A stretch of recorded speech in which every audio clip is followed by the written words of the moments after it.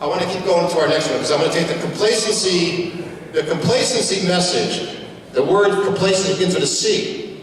And now I'm going to segue to our guest presentation. I've invited RayV2018, the Board 10 interpreter, to come up and give us a presentation. And Ray's got a solid presentation that will review and remind us about certain things, beginning with the letter C.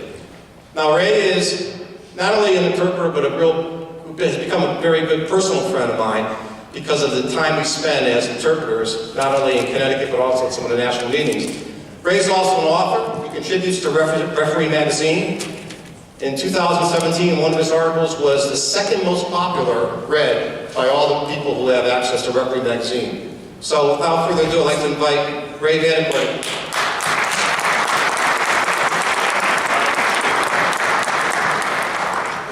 You asked me earlier if I needed the microphone. Can you guys hear me back there? I've been told I have a big mouth, so that's good. It's funny listening to Peter. We didn't talk much about his message to you today, but I actually had a Board 10 meeting this morning. We have our meetings at 8:15, and I presented to our membership, and our message was pretty much the same. So it's interesting how, as interpreters, we motivate. We try to motivate. I tell people that when I stand up, I try to be a cheerleader. I'm rah-rah, I try to motivate you, and I want you to do the best that you can be. So that's kind of what my motto is. I have a lot of friends on Board 6, so I'm glad I'm here today, like Andy, Charlene, Chris, I haven't seen in quite a while, Rusty. Tony certainly is one of my close friends. And like you probably, we have 6 boards in Connecticut, but we're very fortunate here in Connecticut that we are an entirely IBO state. You might not know that. And it's the only one in IBO land. We're also a founding member of IBO. So that's kind of special. So you have friends on other boards, so we're all brothers and sisters in IBO, which is a good thing. I put this presentation together maybe 3 or 4 years ago for my membership and presented it to them. Hopefully you'll find it interesting. C's of officiating. First I start off with this conference, as in pregame conference. We cannot overstate the importance of a pregame conference. It breeds trust, it sets the tone for the crew, and most importantly, you don't want surprises on the playing surface. So that's the main purpose of a pregame conference. Whether you do it on the telephone, driving together in the car, or sitting in the bleachers or in the locker room, I ask you strongly to have a pregame conference. Confidence. Nothing breeds confidence more than knowing the rules, proper signals, and proper positioning. When I teach the new candidate class, I tell the candidates, you can't ref the game if you don't know the rules. Now, we are all seasoned officials, so what I would say to you, you can't ref the game properly unless you know the rules. Rules competency breeds confidence. It'll breed calmness in chaos. And we know how games can get chaotic at times. Proper signals, that's our officiating language. So please, I asked you, and Peter mentioned that earlier, good sharp signals, you just look good, you look better with good sharp signals. And positioning, I always say you can't ref the game if you don't know the rules. You can't make the call if you don't see the play.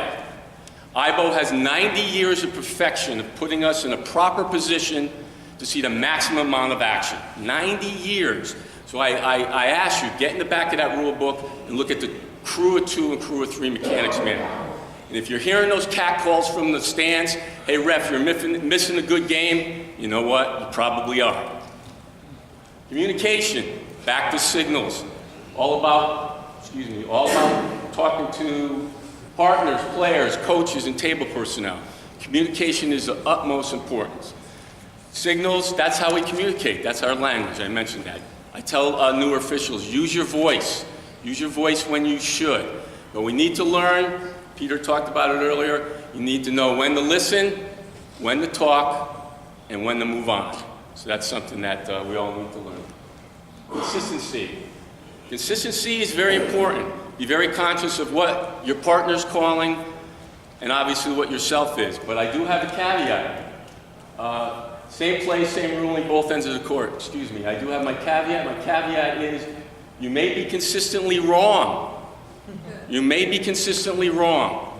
Just everything I'm saying now always goes back to rule competency. So you could be consistently wrong. Our customers expect us to be consistently right. How many avocations do you know where we have to start off and be perfect and get better from there? That's what officiating is. That's what they expect from us. We know the perfect game has not been worked, ever, but we have to try to get as close to perfect as possible. Excuse me on this, I'm not used to this clicker.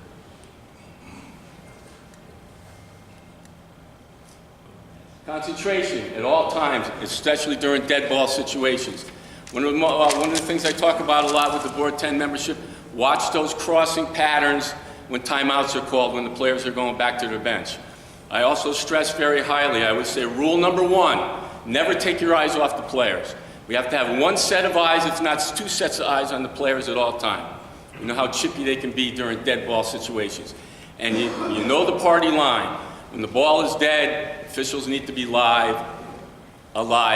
How true is that? It's always true. It's true when that first came out 15, 20 years ago. It's still true now. Commitment, being mentally and physically at your best. It's important on game day.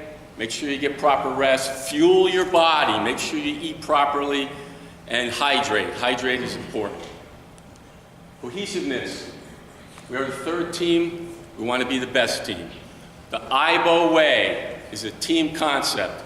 You walk on the floor as a team, you ref the game as a team, and you exit the playing surface as a team. Never work as an individual. You don't want to overshadow your partner and say, I want to be better than my partner. No, we work as a team. You want to be better than the game. You want to be better than the game you're working. And there's much to say about having a feel for the game. You know, some of us that were players and or coaches, and you know basketball, you have that feel. It's a great advantage to have as an official. But understanding the feel of the level of the game you're working, as well as the feel of the game itself, is very important. And there's a new buzz phrase going on now. It's called self-talk. You talk to yourself during the game. I've been trying it the last couple of years, and it's been working very well for me. You want to anticipate plays, but don't anticipate rulings. All right? That's very important. And that's having a good feel for the game. Check in. Make eye contact frequently with your partners. We talk about that in our pregame conference. That relates back. I always tell my partner, I'll never put the ball in play until you're ready. And I also say this, I'm a pointer. I'll point at you when I'm ready. Some have a thumbs up, some are just a nod. It's something that you want to talk about in your pregame conference. Consult with partners. Talk about special situations, rule interpretations. You certainly can come together during timeouts and talk, and you should. If you need to go to the table to get information or provide information, certainly do that. But during timeouts, you shouldn't be wandering. You're either consulting with your partner, talking to the table personnel, or you should be in your timeout position. Court coverage. Exhibit body language where you're accepting plays in your area. Don't stand flat-foot. You know, we all seen the officials that come over half court to trail and just stops and tries to ref the game from there. The beauty of the game of basketball, it's 10 players moving in concert with the ball. We need to move in concert with the ball, the players, and our partner. All right? You're moving to get those angles. You're looking to see those cracks between the players. Separation of space. That's the key to getting in proper position. Competitive matchups. Again, referee them in your primary. We talk about primary coverage areas very hard as interpreters. It's important. What's better than working with a partner that is working their area just as hard as you're working yours? And you leave that gym and you say, wow, we really nailed it. We were right on top of things. You took care of your area and I took care of mine. Certainly that's a good feeling. You want to reach out to the secondary area when the players dictate the action that's not in your area. But I will tell you this, if you're going to make a ruling or a call in the secondary, make sure it's a strike. Make sure you're 1,000% sure. Call your primary, I guess I covered that a little bit. Assist in the secondary. Call the obvious. Call what everybody in the gym is going to see. It's important. But this is what I believe strongly in. We always like to say in our pre-games, call what you see. I don't think that phrase flies anymore. It's see what you call. See what you call, and call only what you see. Not what you hear from players, coaches, and the catcalls from the stands. Nothing trumps eyesight. Everything has to pass the eye test. So see what you call, and call only what you see. Don't guess or anticipate. I touched on that a little bit earlier. I'll repeat it again. Anticipate the play, not the ruling. If you make a ruling, you better be able to explain it. That goes back to rules competency. Rule competency breeds confidence. Remember that. Contact, not always a foul.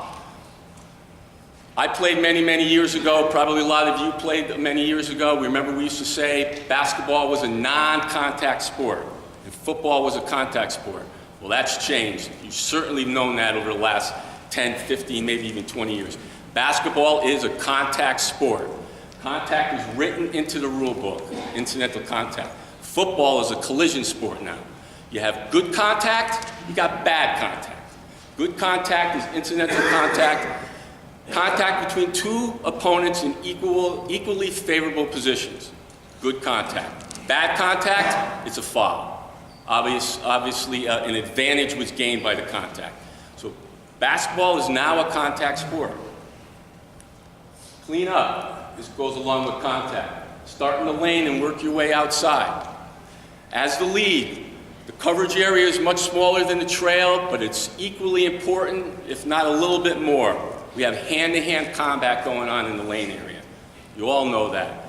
Our athletes at our level are watching the higher levels, and they're seeing what players are getting away with. Peter and I had the luxury of going to a UConn game just a few weeks ago against Villanova, matter of fact. And we got to sit in the coaches' guest seats, and we were down low. Oh my God, the contact that you see at that level, it's incredible. So our athletes are seeing that, and they're trying to bring it to our game. So we need a strong lead. And if I'm the lead right now and you're all the trail, and there's a jump shot, three-point try, or a two-point try on my near sideline, I got to go with that. The trail's got to look down and take that lead, the lane area, take that responsibility. So you want to start in the lane and work your way out. Peter touched on this earlier. Coaches can stand, assistant and players cannot. We now have that behavioral warning. It's another tool in our tool belt. Please use that if need be. Calming influence.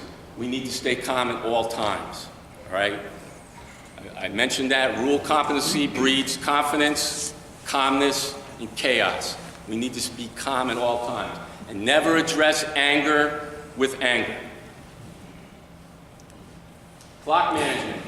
Know the time, score, and team fouls. This has to do, we check in with each other as an officiating team. Check in with the scoreboard frequently. Know the time, the score, and when you get a chance at the table, know the team fouls. Cover each other's backs. Your best friend is your partner. We need to cover each other's backs.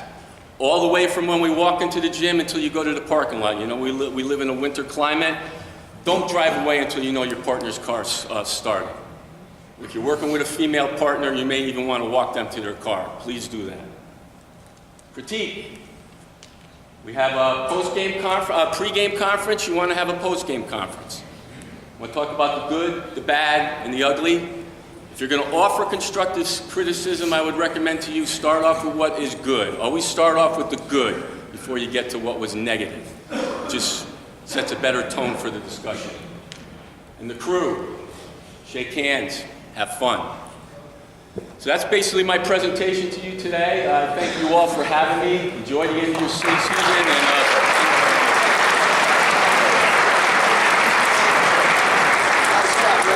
Thank you. You can turn that off, Charlene. Is there any questions?